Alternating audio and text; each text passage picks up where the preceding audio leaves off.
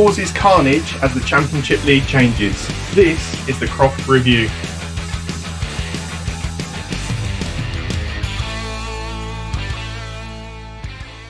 Hello everybody and welcome back to the British Touring Car Podcast. Yes, Croft has been and gone.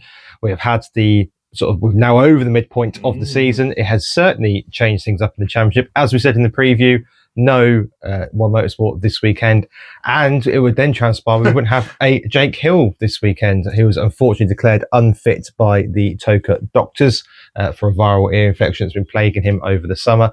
Colin Turkington was given the chance to jump in the car and did so in FP2, and then opted to not get involved, which was quite a strange one for me. How much do you want to say on this? I think look, Harvey gave the excuse that he likes to repair, he hadn't had the chance to repair. I would give the excuse that you've got a chance to race at your favourite circuit, in your favourite team, in your favourite car, where there's going to be absolutely no expectation on you whatsoever. Yep. And if you've scored points, which, let's be fair, it was a good day for BMW, yes, as we'll get to. And also, let's be fair, could he have potentially taken a win? I mean, if you look at where the BMW's finished, and maybe he got reverse grid for race 3, who knows? It's possible. Don't know what mood Proctor was in for the rest of or any BMW, to be fair. But yeah, I mean, certainly in my view, this was an opportunity missed by both Colin and WSR. Although, obviously, I'm not Colin Turkington, surprisingly enough. You're not? I am not Colin Turkington, no. So obviously, it is his decision. I just found it quite a strange one. Yeah, the bit that I also found very strange was the fact that Jake had a go in FP1, didn't do many laps from what I've seen. Then Colin jumped in FP2, and then apparently Jake jumped in for a few laps at the end of FP2. Yes, there's a weird rule that I've seen bandied about that you have to run some time in FP2 to then compete in qualifying. Yeah.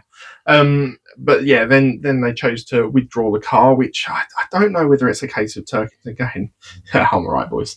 Whether he's driven the car and go, it's not to my feeling, not to my liking. No, but again, all due respect, you're not going to finish last when there's certain other drivers on the grid. I won't name them, but you're not going to finish last. They're in a manufacturer's race as well. Yeah. I don't know. I'm a little bit. Well, I'm not a little bit. I'm very disappointed in the decision. Actually, not from Jake Hill's point of view. If the medic has said you're not fit to race, and that's irrefutable, you can't argue that. You can't have race drivers on the grid that aren't safe to race, and obviously with the balance affecting his ears and stuff, and some of the high speed nature of Croft in particular, you can't run that risk. That's fair enough. But then the whole point of being able to run a substitute or revert, we don't have reserve drivers in the touring cars per se, but unofficially everything does have one. Having a driver like that who can step in at any moment, having Dick Bennett, I think, said he was driving in the car back in April. Yeah, he still knows that car. It's a strange one. And he's a 4-time champion. You tell me he can't get in a car and drive it in a around the circuit and do something with it. I mean, I would have been more understanding if they'd have come out and said, due to sponsor obligations, Turkington's not able to race for the weekend. Yeah, that would make sense. But which kind of wouldn't. I wouldn't be having this debate. Wouldn't demand any of the questions. No, it feels like a strange one. Very strange. If we actually get into the weekend's action, then because there's it's a weird weekend to discuss because nothing happened for a long period, and then everything happened all at once. Yeah, exactly that. So we'll start on Saturday with the qualifying. It was dry conditions, despite our.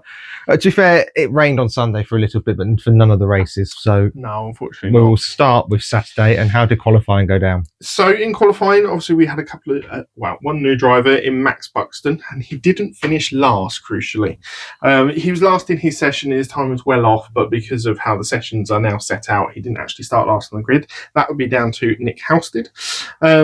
We had Shedden fairly low down in 17th, obviously following on from his win at Alton Park. Did he start 17th? He started 17th. What a weekend he had in the end then. I know. Blimey, yeah, okay. We had Dexter Patterson all the way up in 13th, so did well, unlucky not to get through into that second session. And then probably the main casualty of the second session was Ashley Sutton, all the way down in 11th. Track limits were quite a popular popular reason for people losing their track times this weekend, and there's a lot of discussion on social media that have gone on as a result of it. And I think Tim Harvey, and we both actually agree with him on this, Tim Harvey spoke about it really, really well.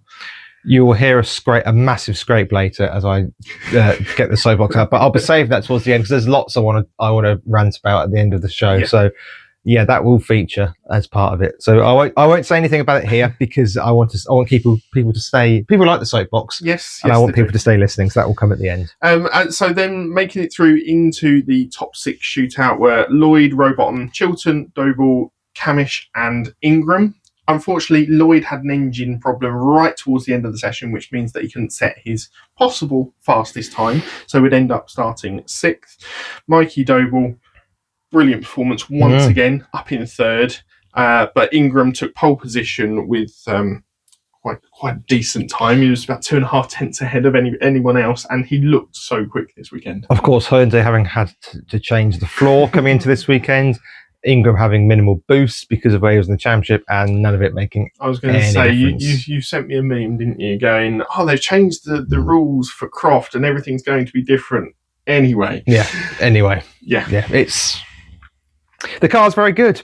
Ingram's very quick, and I think I know we've had a little bit of an argument in the summer break to what car is best. I still maintain that car is best, and I'm sure you would probably agree that over 1 lap it's best, even if you don't quite agree. I think that's what we said in the off-season break, is that over 1 lap, that's a car I'd choose, but possibly for a championship tilt, it might well be the Napa.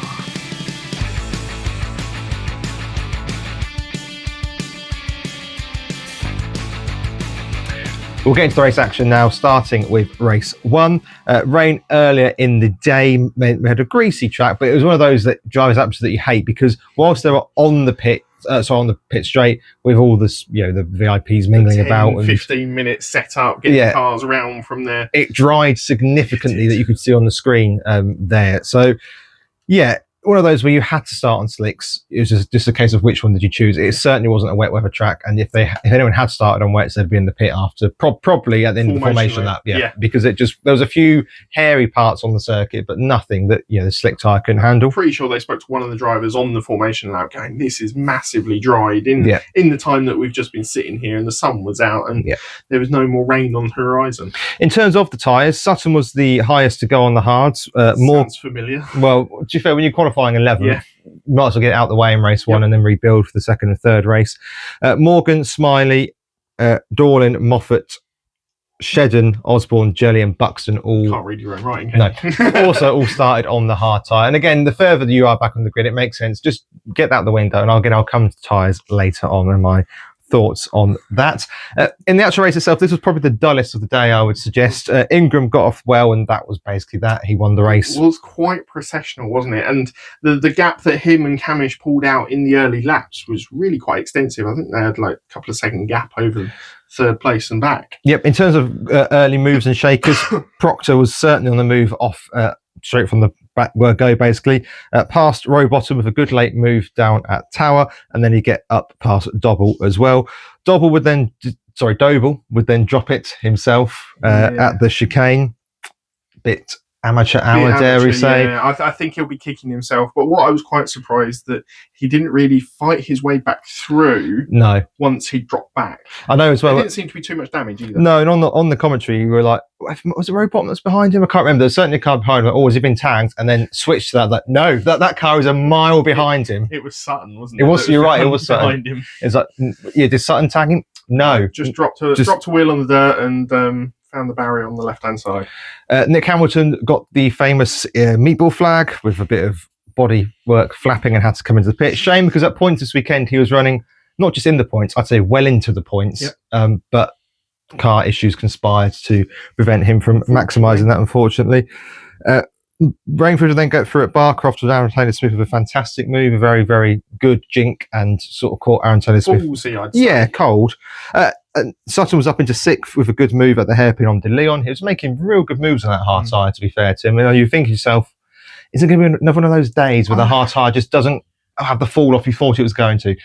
That was not the case. It was a false dawn. But he had a little bit of fortune, obviously, with Doble falling back. But the rest of the places he actually gained on merit and on raw pace, and seemed to hold his own really well. Something that we saw Ingram do at Alton Park on the hard tyre. We then had our first real row of the year, which was quite an aggressive is strong, but we were certainly shouting at each other. Smiley happened. Yeah, well, Chris Smiley and Gordon Shevman racing well together. Both, of course, would have had difficult qualifying sessions. Smiley lost his fastest time to track limits, which he refused to admit existed until he saw the footage. Like, Yes.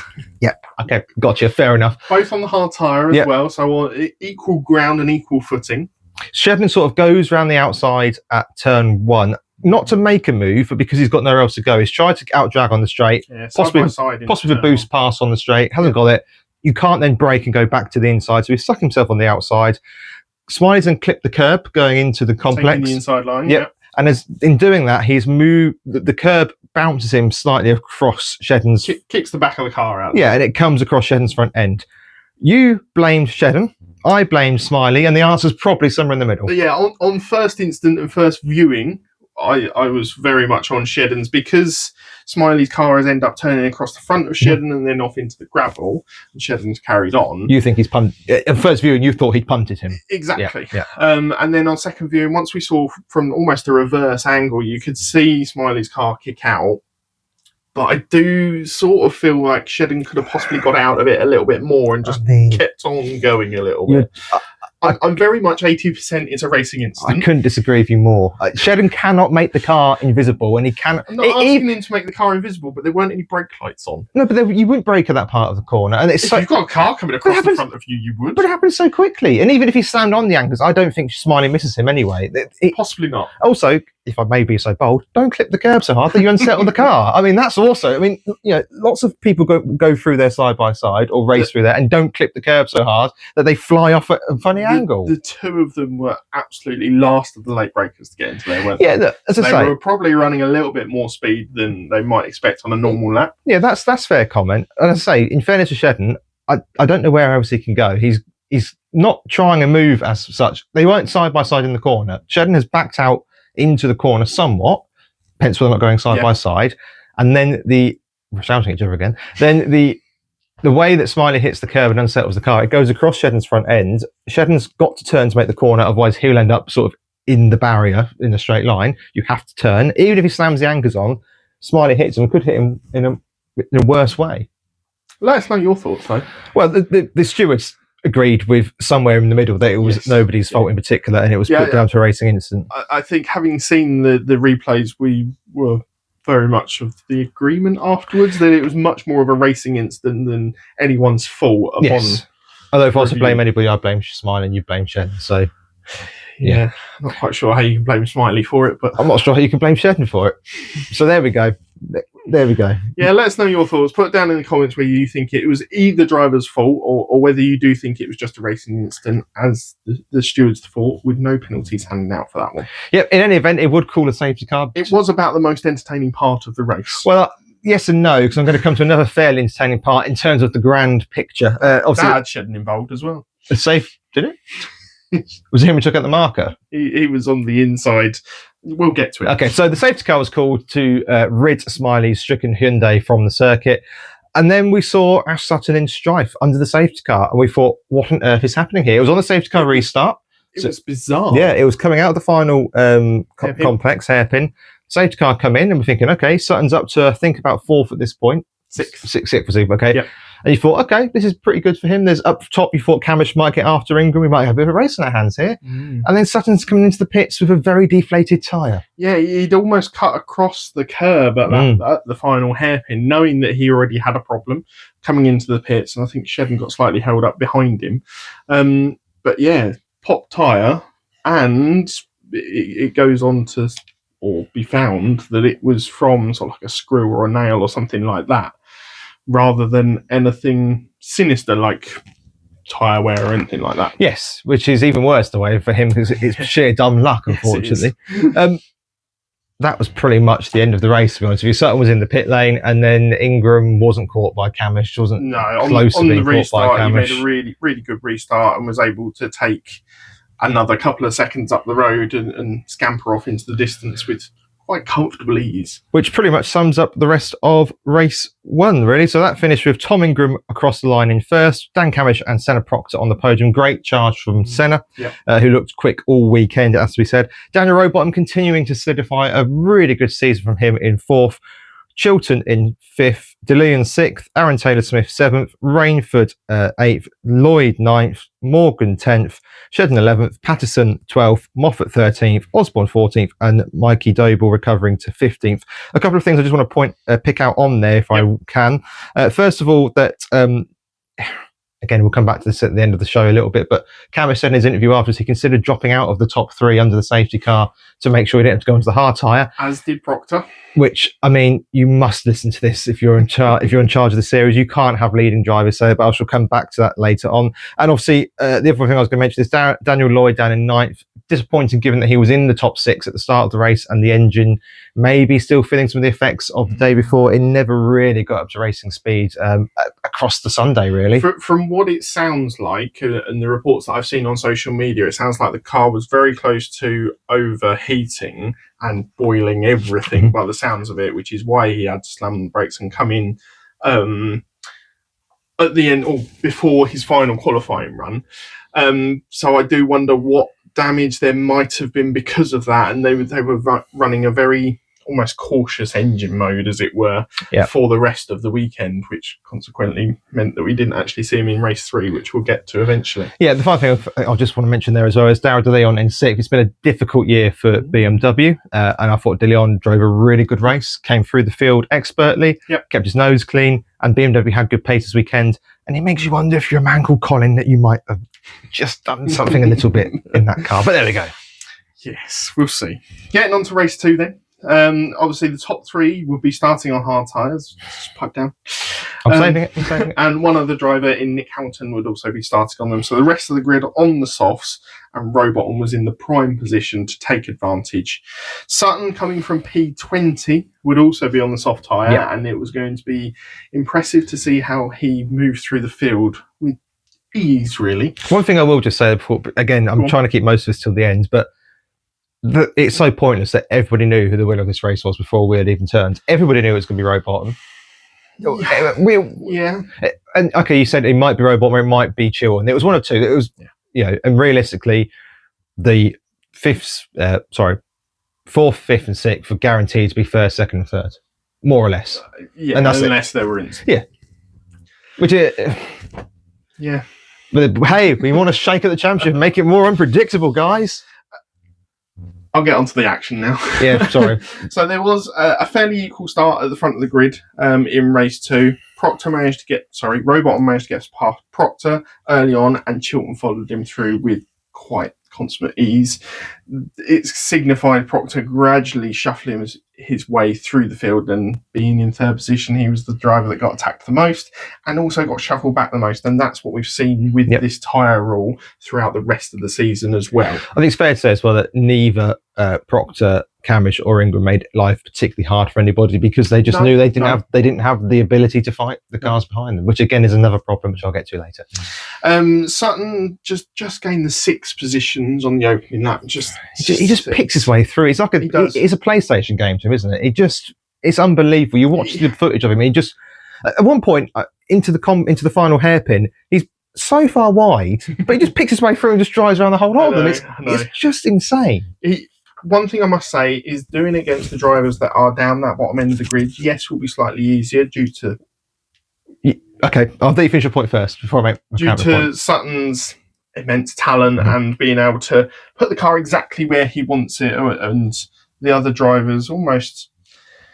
They're good drivers, yes, but they're not his level. No, but on the flip side, you then also don't quite know what they're going to do. They are more unpredictable, and... if you go racing alongside Tom Ingram, you know he's not going to stick you in a wall. You just know he's not going to. Whereas he'll try to and give you the biggest nudge he can without doing it. And a big smile afterwards going, there was no contact. It's touring car. No, but generally, you know that if you go side by side with him, Camish, those kind of drivers, you know you're not going to end up in the wall. You can race hard with them.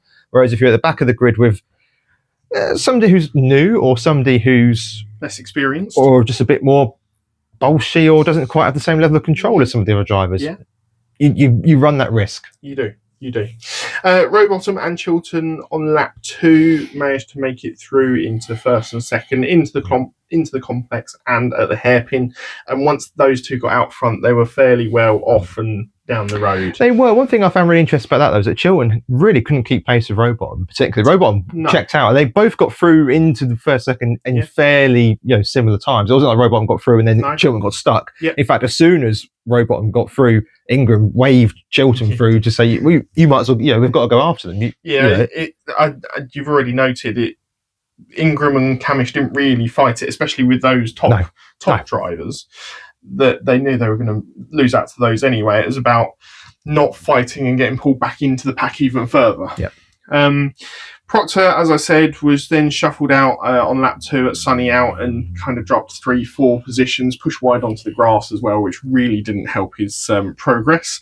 And by lap 4, Sutton was up to 10th at this point, slowing down the progress, but still chomping away at it. Proctor by lap 4 as well was all the way down to 11th already, and it's just a sign of the tyre difference. Yeah. And we've already discussed this.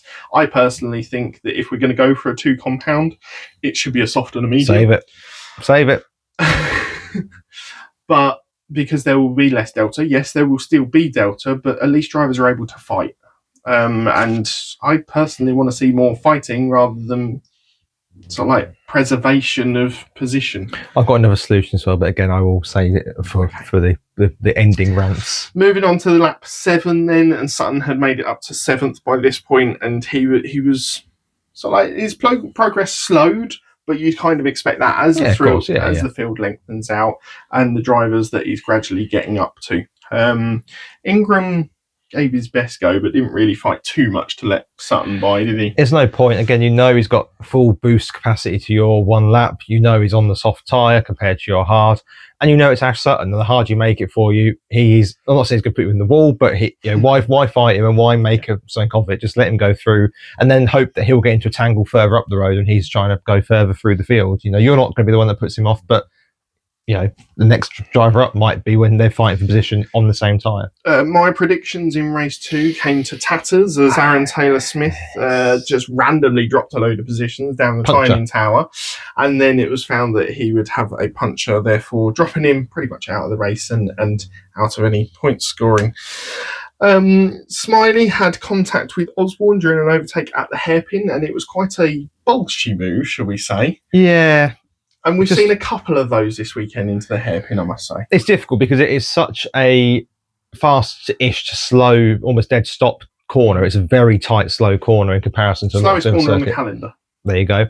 And also, it's a real good opportunity for overtaking, particularly if you've had a good run through the complex. And that's the other thing as well. It's one of those corners that you can get a really good run in the corners preceding it, and then you've then got to make a decision. Either you stop early and don't go for the move, or you try and find a way to make the move. Yeah.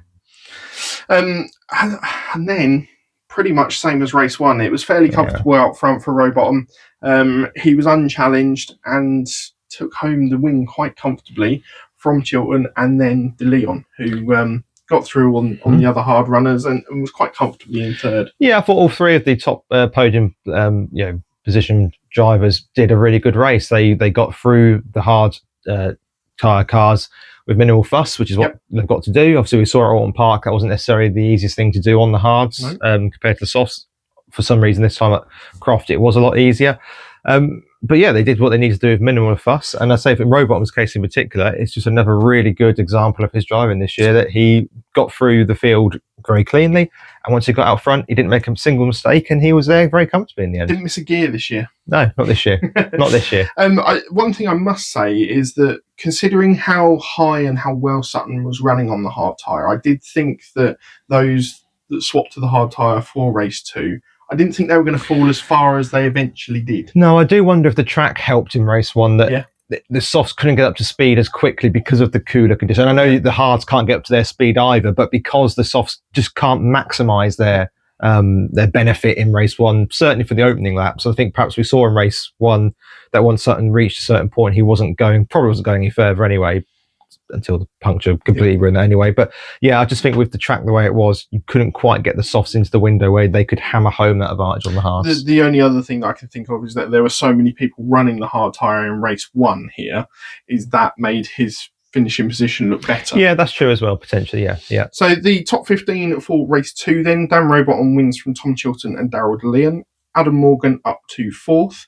Ash Sutton all the way from 20th to 5th eventually. Charles Rainford in 6th, from Shedden in 7th. Ingram, the top running hard driver, in 8th. Aidan Moffat in 9th. Dan Hamish, the second running hard driver, in 10th. Dexter Patterson took home the Independence in 11th, from Sam Osborne 12th, Smiley 13th, Doble 14th, again not making much progress, and Dan Lloyd in 15th. So we should move on to race number 3, where all the action happened then.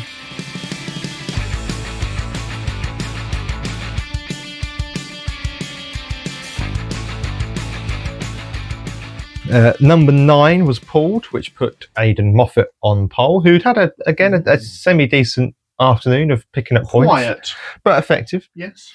Dan Lloyd missing from the grid, as we alluded to earlier. Again, that's believed to be down to an engine problem. It's a real shame, because obviously coming into this weekend, he lost a major sponsor. He replaced those with 5. And he's done a lot of hard work over the off-season. He has, but a circuit where you'd imagine in negotiations, he's saying sponsors, I go really well at Croft. This is a great opportunity. This is a great opportunity to hit the ground running, and they haven't done. And it's just a real shame, because he worked so hard to get these to the grid. His luck and his fortune this season certainly hasn't been that of Smiley's. And I don't think he's quite had the pace either of Smiley this season. I would agree with both of those statements. Off the line, Moffat was straight into the lead, and then we had the first instant of the race, straight into the first corner. Ingram got a much better second phase, which is a phrase I absolutely hate, but something that comes up particularly because of the F1 stuff. It was quite evident, though. It was, yeah. It was almost like Moffat had missed his gear change. Yes, basically, Ingram got a really good overrun on the outside, and similar to Shedden in race 1. Much further alongside, though, there. Yeah, he was more, but unlike Shedden in race 1, Ingram was trying to make a move, whereas Shedden wasn't making a move in race 1, he just put the car there, but we've discussed that. Ingram did try and go around the outside of Moffat, and then Moffat tagged him. Ingram saved it in 6th gear. He was most of the way past him as well. It was really a quarter panel of Ingram as he came back across. Again, I don't blame Moffat for this, because he has to make the corner. He has to turn in for the corner. I don't think... It's not like Ingram's on the outside and you're turning to the inside. It's not like Moffat has turned outside to hit Ingram. No. Ingram's tried to cut back across to get in front. In my opinion, slightly mistimed it, or Moffat has slightly mistimed it, but to me, it's a first lap racing incident. If you're going to go around the outside, you run that risk of then you have to still make the corner if you're Moffat. You can't just stop and not make the corner. One thing I would say, and something we haven't mentioned as of yet, is that there were no tyre bundles on either of the chicanes this weekend, which is something that we much prefer to see. Otherwise, we could have had a much bigger incident, especially with this one. Yes, agreed. Ingram would have been sideways into that tyre barrier, and who knows what would have happened with the cars coming behind. Yeah, completely agree. Ingram would save the slide, but did fall to 3rd. The stewards took no action after the race. I think that's the right decision for me. That's a first corner, first instant, first lap, first corner style incident, where you can probably sit down and point fingers at all parties involved. I think it's fair to say. Sutton was then by Ingram, who was then forced wide by Rainford, which he was getting roughed up, wasn't he? In those first couple of laps. I was surprised by how bolshy Ingram was in these first laps. Bearing in mind that you've had a better weekend than Sutton by virtue of the fact you finished 2 races and Sutton only finished 1 of them. And certainly with Moffat, I kind of feel like he was forced into making the move because he got the better run. And once you start on the outside, you get the run similar to what I was saying earlier about Shedden. You can't just stop and come back to the inside. You've now got to do something. So I get why he did it. With Rainford, I had my heart in my mouth as I was going through the chicane and out to sunny in, sunny out. He was out on the marbles on the really fast part of the circuit, the bumpy part of the circuit, where we were seeing hundreds of incidents throughout the years down there. I just think, why is he racing it this hard? Yeah. I was very surprised, and he got away with it, you have to say. Did get himself slightly shuffled down the order, but he did get away with it. But, I mean, let's be honest, a couple of centimetres either way, and he could have been off in the barriers at a big speed. Yep, definitely. I'm slightly surprised, particularly for Ingram, who is so clean and normally. And I wouldn't say we have the same criticism as we did of Colin with not getting his elbows out. He didn't have his pointsy head on, did he? Yeah, that's a very good way of putting it. And I was just a bit surprised by that. Of course, Rainford was also on the hard tyres because of where he had, still had to run those. So even if Ingram had let Rainford get past, he was guaranteed, you'd have said, to get back past him at some point anyway. So I'm just stunned by how aggressive Ingram was. But maybe he feels he has to. I suppose on the flip side as well, it must be really disheartening when you have your title rival out in race 1, recover to silly position in race 2 and get past you from the back of the grid, and then be in prime position for race 3 because you just know that front row. On the front row, or near the front, something was on the front row. It was near No, the front, sorry, Ingram on the front row, trying to make the most of it. I think that's what he was trying to do. With Sutton a car or two behind him, thinking, why won't he just go away? So I can understand that to a degree, but it just seemed a little bit unnecessary. And then talking of unnecessary, we got a really big accident, and one we're quite fortunate not to have more serious damage or injury to. It was a decent amount of damage, to be fair. Yeah, it was. So it's coming through the complex before the hairpin. Rainford, for me, sticks a very lazy move on Camish that is never on in a month of Sundays. The door, there's no gap.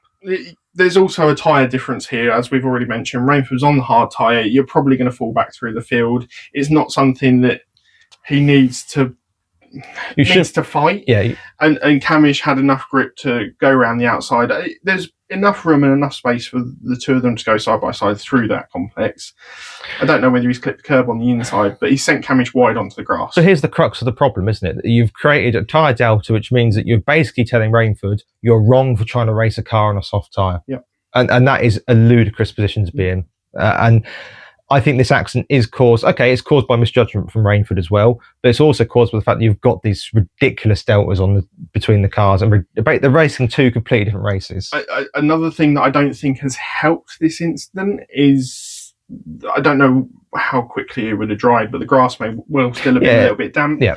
And the fact that there isn't some sort of possible gravel there. Yeah, and Camish has also said on social media words to the effect of, in hindsight, you perhaps shouldn't have steered back onto the circuit, but you make a decision in that moment, and unfortunately, as he comes back across the circuit, he causes carnage. Well, yeah, but it's then pure luck to his. He hits De Leon really, really hard, and it's a testament to how well these touring cars are built that De Leon gets out the car fairly unscathed. Somebody just pointed out to me on social media today that he was injured, but I'm not trying to do down his injury, but he got out of the car and is basically okay. All drivers were able to walk away from it. And are basically okay, whereas De Leon got effectively T-boned by Camish, albeit not on the driver's side, thankfully. I think it was slightly more towards the front axle, which helped as well. Yes. As was pretty much identical damage on Smiley as the ricochet came across. And then Camish's car was pretty much front end destroyed. Yeah, front end destroyed. And to be fair to him, he then pulled off of the circuit himself afterwards once all the other drivers had got through. Yeah, I mean, without going on and on and on about it, we've got a series which is really expensive. We're seeing drivers drop out left, right, and centre. We're seeing a merry-go-round. We're seeing sponsors problems. And now we've got three cars. Okay, with Camish and Napa, it's probably going to be a fine because they have got that. And WSR. Well, you say that, but there's not a lot on that car. So, I mean... No, but I think WSR are putting all their money behind De Leon. Yeah. Hence the lack of sponsors. But even so, it's a massive hit for them to absorb. And I think Napa can absorb it better than anybody else because of the massive backing they've got. And then you've got effectively an independent team that car's... It wasn't as badly damaged for Smiley, but they've got a lot of work to do in 2 weeks, considering the engine damage on Lloyd's as well. And they could just do without this kind of thing. And look, crashes and incidents are always a good part of touring car racing or any motorsport racing. That's the nature of the beast. But certainly, I think you can avoid these situations by having rules that don't lend to these ridiculous situations occurring. Get on more into that in the end. There are a couple of drivers that won out majorly. Well, also, just people are also lost on this. Doble and Robot both had to enter the pits with damage they picked up through avoiding action as well. But you're right, there are a couple of drivers that did luck out on this, which is always the way in these kind of incidents.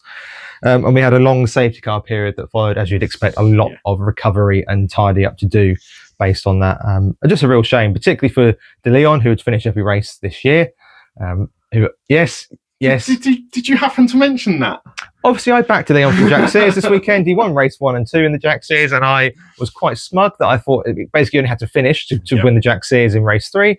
As I pointed out to you at the start of said race, he's finished every race this season, and then he gets wiped out by something that's not anything to do with him. What made it even worse by Rainford, who was your Jack Sears pick, who by finishing this race would also win the Jack Sears if De Leon didn't score. So a really peevish moment for me, which I'm really angry about. And do you know what? I never want to see Rainford in a touring car again. After all that we've backed him coming into the series, no, I've had enough. No. Obviously, that is a joke. Oh, dear. Yeah. Proctor was probably the biggest beneficiary from this. Yeah, he managed to choose that inside line where everyone else was scattering out wide and gained a load of positions. and was in prime position once the restart came. Absolutely. Once the restart did come, Ingram was again in his bolshy mood, door banging with Sutton quite aggressively, and did get through on Ash Sutton as well. And I do wonder if that is part in his mind that he knows he's got to finish front of Sutton more often than not towards this end part of the season, otherwise he won't be champion. And also, again, as I said before, knowing that Sutton just is inevitable and doesn't go away. So he did force himself back into lead. And then we saw one of the moves of the season, and I've watched it back today on my lunch break about 17 times, and I still don't know how it really happened. So going into the complex, there were 4 cars, Ingram in the lead, you then had Sutton, you had Shedden, and you had, who was the other car? Moffat. Yeah, you're right, Moffat. Yeah. Moffat was still second at this. Was he still leading at this point? Moffat was in the lead. He was leading at this point. And almost like became a rolling roadblock coming into the final hairpin. That's right. Ingram was about to try and make a move on the outside. Yep. Which then Sutton decided, there's a gap opening up on the inside. Well, Sutton started on the outside. And then when Ingram went to the outside, Sutton went, no, I'll go to the inside then. Yep. Shedden out of the way. I don't care that you're here. You can yeet yourself off into the wall. He did completely forget there was another car there, didn't he? Well, I think Shedden was also trying to do the same as Sutton. I think they both had to notice that and had the same idea at the same time. Unfortunately for Shedden, he did get clipped and got semi-spun. He did well to save it, actually, and get himself facing forward and still, didn't lose too much. No, I was going to say didn't lose too much out of it. But Sutton, because of that, whilst Moffat was fighting on the Ingram front, Sutton nipped through on the inside and took the lead in a ridiculous fashion. It is bizarre. You do get some weird and wonderful moves, shall we say, down at the hairpin complex, which I think is part of the reason that you love Croft so much, isn't it? Yeah, because it just brings that unpredictable racing, and there are so many. I looked behind me at the little outline of Croft I have. There's not a single corner on that circuit you can't overtake at. There's some that are a lot harder than others, as we found out, turn 1. But generally, there's not a single corner you cannot overtake at, which is not true of some of the other circuits we're going to. Silverstone, we're looking at you. I knew you were going to say that. It is very true, though. Then Rainford had a nice little spin at the hairpin, courtesy of your favourite driver, Stephen Jelly, which is an incident I believe has been looked at Knock Hill, because I think the stewards had enough by the time. To go home by well, it's not. To be fair, the touring cars wasn't too bad. The Legends have about 90,000 online notice boards that they had to look at. So, yeah, but Jelly did apparently spin Rainford round at the hairpin. It was fairly obvious. Yeah, you're very, very happy with that. And but if it's any consolation, Jelly would then go into the gravel with a puncture. What a shame. Yeah, that sort of made you feel a little better. And then Proctor decided that he didn't like team orders. He was quite happy to run his own race, and he was in his own championship, and he barraged his way past Ingram. Talking of Bolshy. Yes. Yeah, we all thought, okay, Proctor's in the prime position here, he can sit behind him. And No. He wanted another trophy. Decided against He is from Yorkshire, and this race was in Yorkshire. I don't know if it was mentioned at all at any point throughout the day. It was a hell of a move down the inside. Fantastic move. But yeah, I was quite taken aback by it. It was certainly one of those that Zach Brown would go, yeehaw, that's what Papaya Race is all about, man, if he was watching Oscar and Lando do it. I was sitting there thinking, but Ingram's in the championship battle and Proctor's only doing half a season. What is he doing? Yep. But it was a very good move. Some conspiracy theorists out there have suggested that it was all planned because Proctor would then go on to take out Moffat a bit later on, and then Ingram would get back through magically into second. So it was all part of the plan, which seems a little bit grandiose, I have to say. Yes, it does. I will say that the Proctor incident on Moffat is very naughty, and I think it's a real. I know you're not Moffat's leading fan club member. That comes down to me, but my heart broke for Moffat on this because he'd driven a really good race. He was almost guaranteed a podium, I'd say, at this point. So, if not, he would have got 4th. Yeah. He was certainly in and around good finishing position. Yeah, he was certainly in and around the podium. That's for sure. And to be fair, in losing the race lead, he didn't do a lot wrong. He just got caught out by Sutton doing a madness, which okay, that can happen. And then Proctor, it was similar to the Rainford mood on Camish in many ways. It was never on, and it was basically a case of I'm coming through, get out of the way. And my heart broke for Moffat in that instance because he's done absolutely nothing wrong at all. Yeah, I'm amazed more hasn't been done about the incident, and we'll get onto it in penalty corner. Yeah, what penalties have been given. I'll explain why I don't think anything could be done when we get there as well. Towards the end of the race, we'd see both Dorling and Hamilton have to pit with issues with their cars. Again, real shame for Hamilton because with the reduced grid this weekend, it was a real chance for him to score points. Halstead would benefit from this by making a points finishing position in race 3. Yep. Ingram would then nip back by Proctor at the hairpin. It did very much look a little bit like, I've had my fun. I'll let you through now. I do wonder if part of the thinking was, okay, look. Can he catch Sutton? Yeah, he's quick. Can he catch Sutton? Can he, potentially be a bit rough with Sutton in a way that Ingram can't? Because if Ingram puts Sutton off, then you're going to get all the Barrys in the world coming out. Just chuck a grenade in there kind of thing. Yeah, but so if Ingram clashes with Sutton or vice versa, all the Barrys will come out onto social media and start saying, he's won the championship by cheating. This is Schumacher. Although I think that would probably happen if the same happened with any of the virtue drivers against Sutton. But it might be slightly less with its Proctor. He's got a little bit of a reputation for being bolshy, shall we say. And then Rainford had a cone in his bumper, which was quite an interesting end to the day. It was quite entertaining because you were willing that to be black and orange flags, weren't you? What I will say is that I cannot believe it wasn't, in the sense that okay, let me just give my case first, and you can then give me the adenoidy answer to why it doesn't breach motorsport regulations after all. Last year we saw, okay, I know the rules can change from year to year. Before you give me that as an out.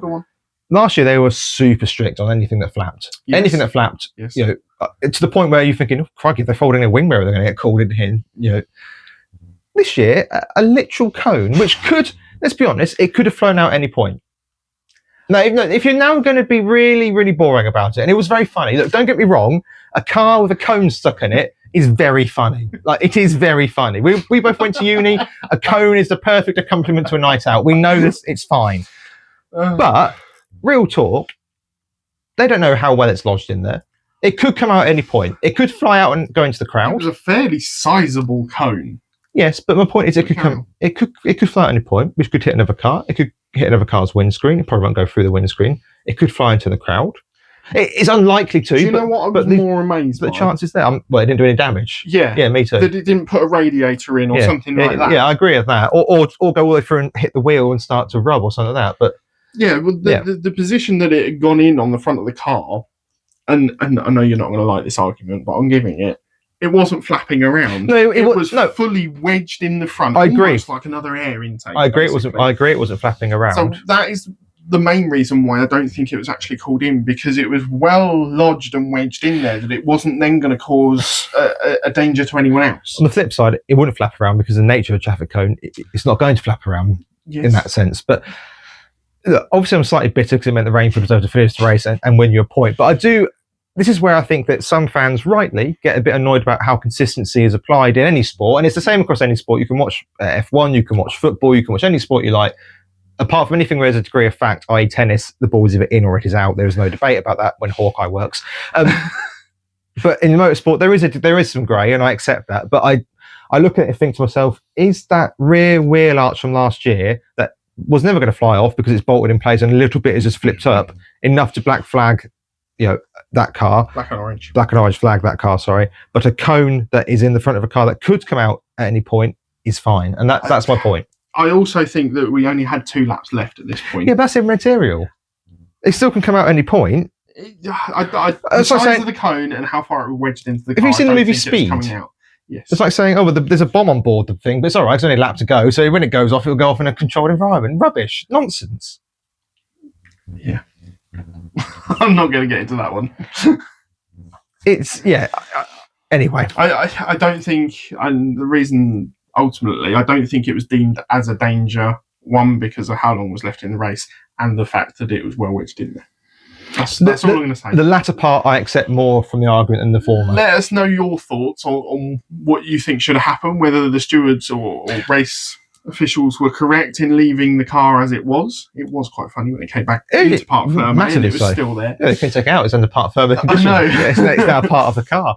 I'm also stunned it didn't feel like a ride height check or anything. But look, it happened. I'm just saying that right, they don't get checked in. Wasn't top 3. Yeah, but he'd have Jack Sears winners. He would have got checked. True. Anyway, it doesn't matter. It's an interesting decision, if nothing else. Yes. Shall we leave it at that? Which meant that Ash Sutton won the race from Tom Ingram in second, Proctor with his second podium of the day. Gordon Shedden, great result for him. Had a bit of resurgence maybe on the car's second half of the season. Let's certainly hope so. He did well, and as you said from qualifying, he got up through the grid quite well as well. Adam Morgan in 5th, Aidan Moffat in 6th, Osborne, good result for him in 7th, Chilton 8th, Aaron Taylor-Smith ninth. Not bad considering he came from the back of the grid as well in this race. Okay, there's a lot of problems, but he did well to avoid them. Topsy-turvy. Mikey Doble, despite the pit lane excursion, managed to finish 10th ahead of Dexter Patterson, Max Buxton scoring points on his BTC debut, Charles Rainford, Nick Halstead, and Daniel Rowbottom, and then nobody else finished. So only the cars that finished were the top 15. Yep. We, of course, lost Hamilton, Dorlin, Jelly, Camish, Smiley, and De Leon. We did. Should we get into some predictions? Or do you want to have a little moan and whinge first? No, I was going to give a very quick update on the championships, what this weekend's done in terms of that, as it has been quite pivotal coming into the weekend. Obviously, Ash Sutton was ahead in the championship. That has now changed. Tom Ingram is top on 273 points on Sutton, who is 265, which is an 8 points gap. Yeah, so an 18-point swing over the points scored this weekend. Obviously, the massive part of that was Sutton not finishing that first race. And I'll tell you what, had you said to Sutton, once he perhaps calmed down after race one, that you'll only be 8 points back at the end of the weekend, I think he'd have taken it. Absolutely correct. Daniel Rowbottom has moved up into third. I mean, he's on 195, so he's a long way, but he's 70 points off Sutton, so he's not in the championship battle. But if he could finish third, that is a heck of a feather. I don't care what you say about carriage and luck and whatever. That's all part of racing. If Rowbottom could finish there, that is a hell of an achievement. Yep. Camish is indeed fourth. Tom Chilton fifth. Morgan sixth. Jake Hill's dropped to seventh. Not surprising. He's obviously missed the round. Yep. Rainford in ninth. Rainford in eighth. Cook in ninth, and Smiley in 10th. I won't go through the rest of them. We'll do that in the preview for Knock Hill. That's fine. Yes, shall we do our predictions? Or do you want to do awards first? Yeah, we'll do awards first then. Okay, I think Driver of the Day will probably be fairly unanimous in. I've gone for Tom Ingram. I'm assuming you say you've got a win, a podium, and a pole. Not a great deal as you can do, is there? No, and he drove the best on the hard tyre in that second race and still was able to finish inside the top 10, gaining a decent handful of points. Aided by the fact that, of course, if you finish first, you're then the last car in theory to get to if you're on the soft tyre. But no, he drove well, and I don't think we can argue that at all. And he's, as you say, leading the championship now, which would have been his goal coming into the weekend at a circuit we both felt would suit the Hyundai over the Ford. Yeah. And so it came to pass. Who is your villain of the weekend? I was troubled over this one. Troubled?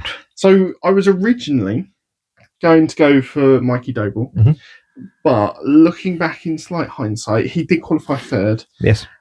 And somehow still managed to take an independent win. So I don't feel like I can go for him. No, and then one of the mistake in race one is not something you'd characterise with him. I can only assume he damaged the car or something to why I was unable to get back through the field because... Yeah. That would be my assumption. So I think I'm actually going to have to go for Dan Lloyd. Knowing how well he can go at this circuit and the unfortunate consequence of whatever's happened to the engine in qualifying has then hampered his whole weekend, he's not necessarily a villain, but possibly the most unluckiest man this weekend. Yeah, that's fair. I'm going very meta because I like to do that. I'm going for the championship as a villain this weekend and all its stupid rules and all its stupid regulations. I did wonder where you were going with that. No, and I will get into why about this when we do our summing up thoughts in a moment. So I'm going to leave it there and I'll explain that in a moment. Okay, your surprise good? It's BMW. They had a really good weekend, I thought. Obviously, they've won the Jack Sears this weekend. De Leon got a podium. Moffat scored his best result of the season, I think. If not, it's certainly close to being. All three were able to run near the front at the sharp end of the grid. They weren't too far off the pace. Okay, Rainford makes a bit of a sloppy move in race 3, but that's not the car's fault. Yep. That's the squidgy bit behind the wheel, as they say. So no, I think that's BMW surprised you well this weekend. I'm going down the line of De Leon. Yes, he's unfortunate in race 3. I think he would have scored a decent amount of points. Yes, he would have been on the hard tyre.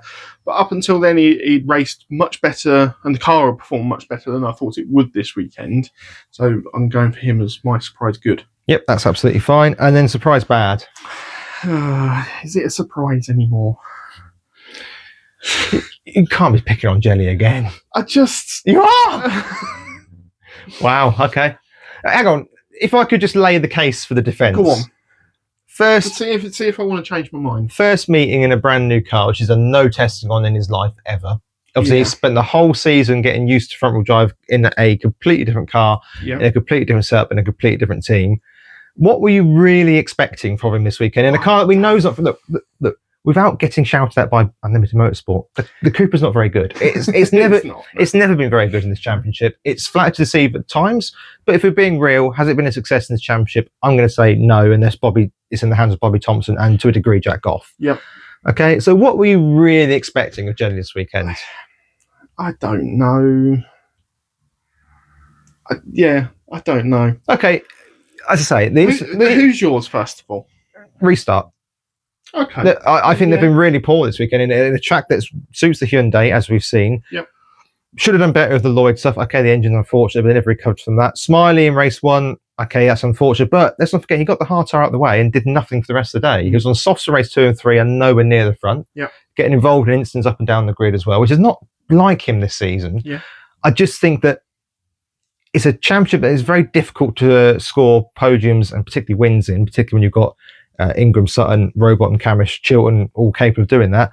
And I think they pass up a real opportunity this weekend to get potentially some silverware, but certainly to get some good results. And also an independent, when One Motorsport aren't here, you've got a real chance to put some extra points on the board. You can't have drivers not finishing races. I think I'm going to have to revert back because I've now gone for Dan Lloyd as villain, sort of. I think I'd have to go for Doble. Yes, he did win the independents, but there are difficulties for restart this weekend. There's no One Motorsport.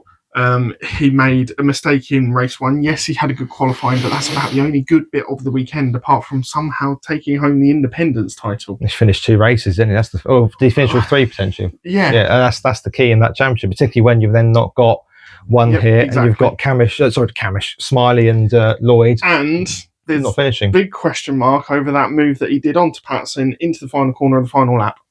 For me, did you not see that? No. He almost. Carbon copy of what who did in the earlier race. Just basically launched it down the inside, knew he needed to take that position, and I ultimately think that's what's actually won him the independence this weekend. Well, interestingly on that, we'll just come to the penalties then. In race 2, Chris Smiley received a verbal warning for an incident involving Stephen Jelly. Yes. But that has put the blame on Smiley rather than on Jelly, and so on our watch we thought potentially it was Jelly that was to blame, but they've put the blame onto Smiley. Again, solidifying it's been a surprise bad from restart this weekend. And then race 3, Mikey Dover received a verbal warning for an incident involving Dexter Patterson, so that'd be the one you just said there. Yep. I'm amazed they haven't swapped back the places. I'm amazed they haven't swapped back the places. Because they have finished, I believe, next to each other on the road. So they were almost nose to nose over the line. So I'm surprised about that. Senna Proctor was given an official reprimand and 2 penalty points for the incident with Aidan Moffat. Now, I get why they've not reversed this because they've not finished behind each other. Had Moffat finished behind Proctor, I'm almost guaranteed they'd have swapped the places. Just under 5 seconds between the two. So that's the only other penalty that I could have seen them giving. But we don't see 5-second penalties for that kind of move. We never have in the touring cars, and you can't start bringing it in now just because it suits the narrative of what's happened. I think we perhaps should bring in those time penalties. Yep. We see them in F1.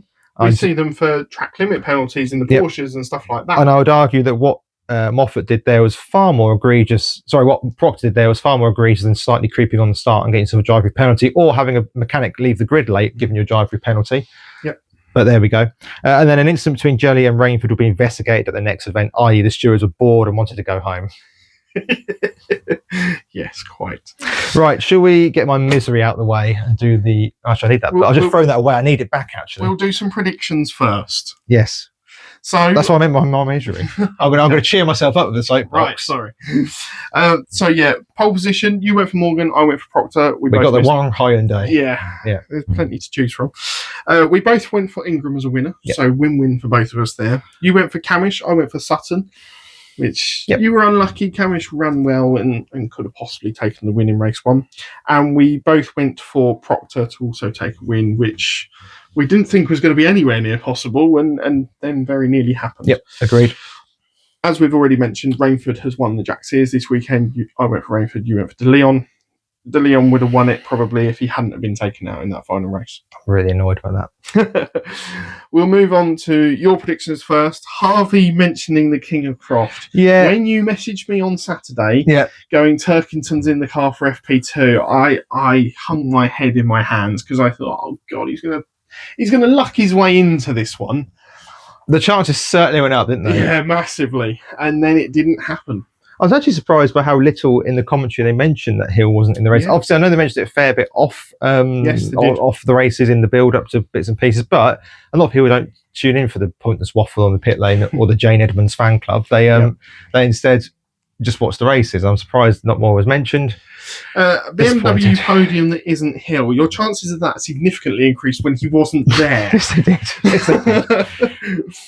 So yeah, you managed to get a point for that, with De Leon taking a third, and then Ingram and Morgan to outscore Napa, which I thought was quite bold at the time. It was, although it wasn't as far off as you might have thought it was. And had I gone for Ingram and Proctor, I'd have been a hell of a lot closer. And ifs and buts and all that. But so overall, it was 77 points scored between Ingram and Morgan, and 96 across the whole of Napa, which isn't, as I say, you then put in Proctor's 2/3 rather than a 10th, a 4th, and a 5th. And it's a lot. I don't think it would have mattered. It was a lot closer.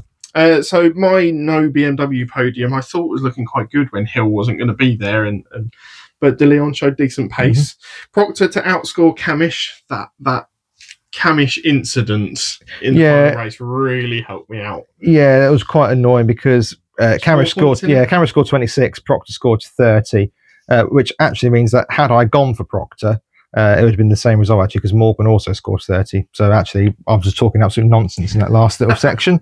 So yeah, at least 2 Toyotas to score in each race. That was off the table in race 2 when Taylor Smith got that puncture. I was slightly worried at one point because both him and Shed in particular had good pace, and with Dorlin was on the cusp points as well. Yeah.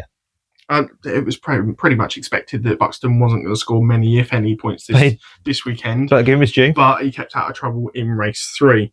And then we went for chicane cuts. So this was the second chicane coming out onto that back straight. I went for 9, you went for 13, and you were clenching towards the end of race 3, weren't you? Yeah, it was 8 in the end. Nothing happened in race 1 and 2. And then race 3, suddenly everybody started cutting the chicane. It was 8 overall, which...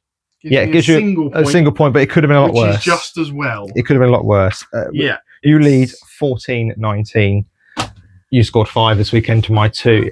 I'm upset because I was so unlucky on quite a few of those. It swung very wildly quite quickly in that final race, didn't it? Yeah, it did.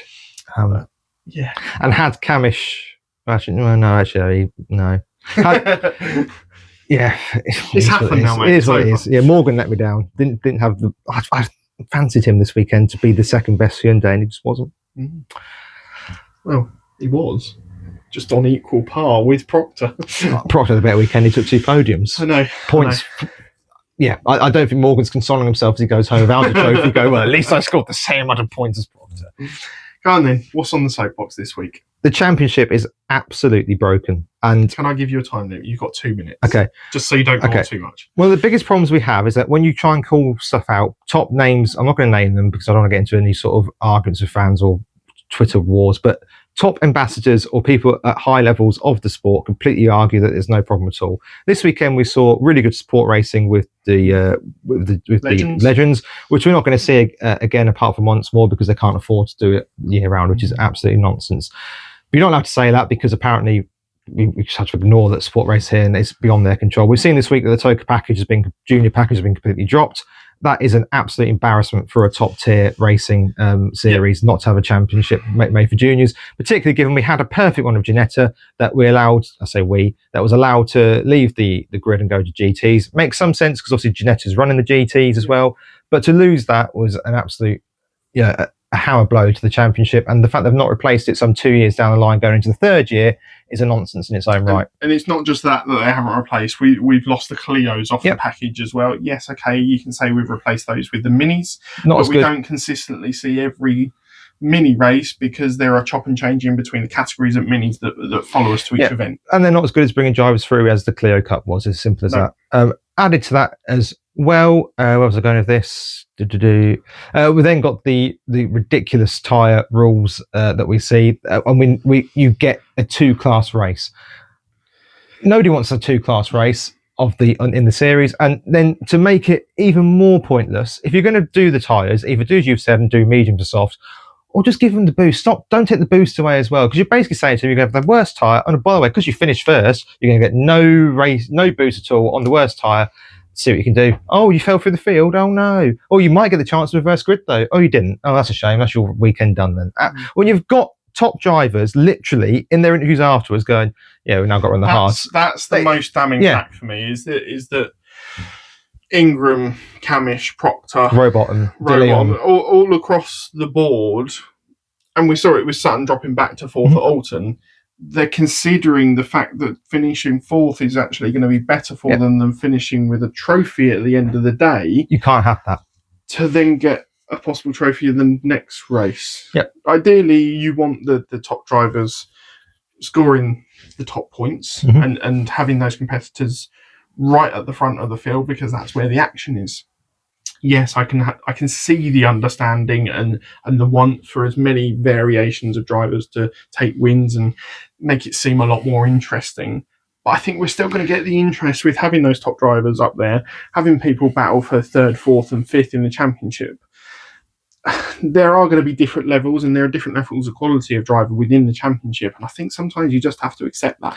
Same in every sport. Same in every single sport. If you look at the darts, you don't start Littler. I mean, he starts himself 5 legs down, but you don't say to him, "Right, you're too good. You've got to start 5 legs down." Yeah, if you go out and win, you go out and win. That's the point of it. Look at the F1 at the weekend.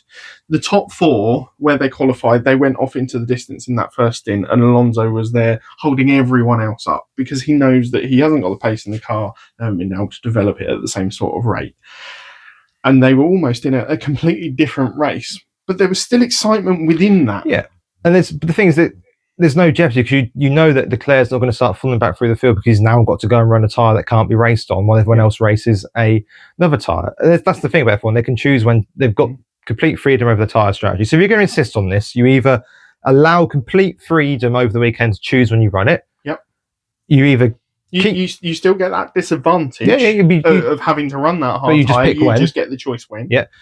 You keep the rule as it is, but you change it to mediums to soft, so you don't get such a ridiculous offset, and you don't get the sort of crash we saw in race 3, which, yes, driver error, absolutely, but part of that is because of the tyre. You don't take away the boost as well. That's the other thing. You've literally got a push to pass button now. If you like it or not, we've got a push to pass elements to the championship. I don't like that, but it's here to stay. One thing I must say on that is, I don't think, yes, we have seen a good few passes happen because of that, but I don't think it's like majorly overpowered a DRS in F1. I agree with that, but if you're already on a tyre that can't, you've got a massive offset on the tyre, and then you've got the extra, from the boost, then you literally can't race. You literally can't race. So what's the point? And then on top of all of this mess this weekend, we had track limits, which is an absolute joke. I'm sorry, it is. And I know this is not necessarily the touring car's fault. This is Motorsport UK's, or whoever it is that polices this, who have brought in the way it's going to be done this year. I'm very grateful they got rid of the furniture on the track. That's great. But one of the corners they did this weekend was so marginal that you did not get an advantage that no one else was getting by cutting it. It was such a fine cut anyway.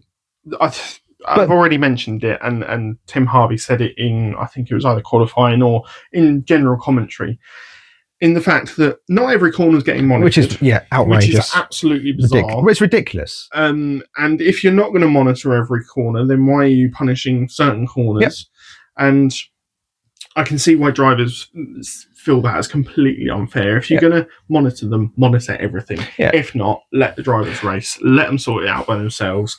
And generally, you'll probably get better racing as a result of it. And also, why, and I'm not having a go at the marshals or the stewards here that have to make the decision, but why are we doing it on video for the... It's got to be... If you're going to do it, pressure plate it. So there's no argument about it, because otherwise you are asking someone to make a judgment of 20 cars, go around 16 times, and you've got to be spot on every time. Yep. There's no hope. There is no hope.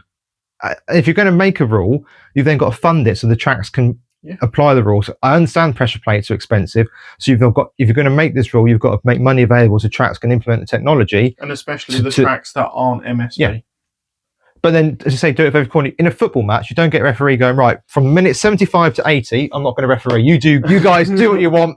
I'm going to stand back and not officiate this part of it. It's almost like not having linesmen, isn't it? Yeah, or as I say, just deciding arbitrarily in the darts, for argument's sake, okay, this leg, throw left-handed, or just close your eyes, or don't throw it at a board. We'll just make up the numbers, see what happens. There's a lot of problems with touring cars at the minute. There's a lot of fans who are leaving the championship. There's a lot of drivers that are leaving the championship, and I can't help but feel a lot of it is down to the ridiculous nature of the rules that we're in, that it's not okay. Look, the answer is not it was better in the 90s. We can't go back to the 90s. We haven't got a time machine, and nostalgia is a funny thing of making everything look a lot better than it probably was. However, we're now in a situation where you've got top drivers, and we're talking top drivers like Ingram and Cowis, who literally cannot race in race 2, and basically the answer is being told to them, well, don't race then. Yep. So you're paying your fee for 30 rounds of the season, and if you do well, you're going to only race 20 of them. Yep.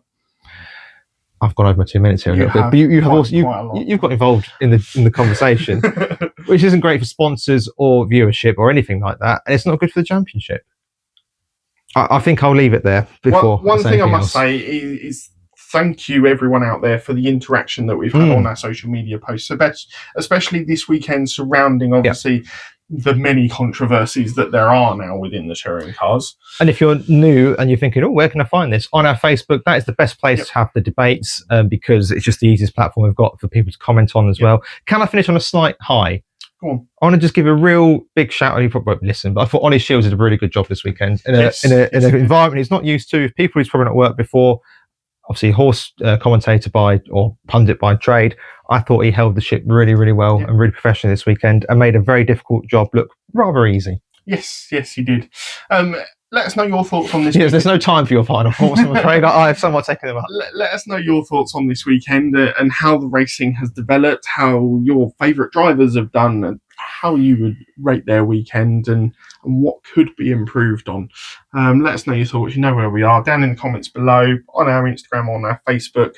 If you haven't already, make sure you subscribe, get the bell on if you're on YouTube as well. It's not only Shields, is it? It's Nicky Shields who's taking over it. Yeah, I was just going to gloss over that. Well, I don't get his name wrong. Absolutely does such a great job and then got his name wrong. What is his? It's Ollie. It's Ollie. We'll stick with Ollie. I thought I did a really good job. Yeah. I realised after I said it that I had a panic and thought, oh God, it's not his name, is it? No, Nicky Shields will be taking over from Knock Hill onwards, so we'll see how good a job she does. Maybe Russ will get her name right. But until then, we will be back. You can tell by the background it's late. We will be back once again with another podcast before we get to Knock Hill. Until we speak again.